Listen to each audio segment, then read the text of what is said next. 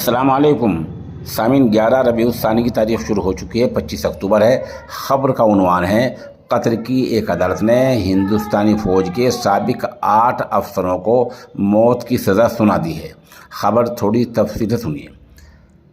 ہندوستانی سرکار نے قطر میں 8 بھارتیوں کو سزائے موت ملنے کی تصدیق کہا ہے، ساتھ ہی یہ بھی کہا ہے کہ فیصلے کا ہمیں انتظار ہے اور ہم اس معاملے کو قطر کی سرکار کے ساتھ اٹھائیں گے۔ ہندوستانی وزارت خارجہ سے جاری بیان میں کہا گیا ہے، قطر کی کمپنی میں کام کرنے والے 8 ہندوستانیوں کو قطر کی عدالت نے سزائے موت سنائی ہے۔ اس کا یہ بھی کہنا ہے کہ قطر کی عدالت کے فیصلے سے ہم گہرے صدمے میں ہیں، قطر کی عدالت کے تفصیلی فیصلے کا انتظار کر رہے ہیں، اس سلسلے میں تمام قانونی اقدامات کریں گے۔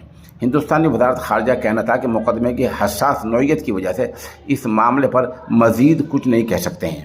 خیال ہے کہ چند مہینے پہلے ہندوستانی میڈیا نے ہندوستانی بحریہ کے 8 سابق افسروں کے قطر میں گرفتار ہونے سے متعلق بتایا تھا۔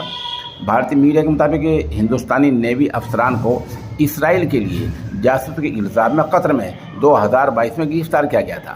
ہندوستانی بحریہ کے سابق افسران قطری بحریہ کے لیے ساز و سامان بنانے والی کمپنی میں کام کرتے تھے۔ ابھی تک خبر اتنی آئی ہے، آپ ہمارے ساتھ بنے رہیں، خبر اپڈیٹ ہوتی ہے تو انشاءاللہ ہم آپ کو مطلع کریں گے۔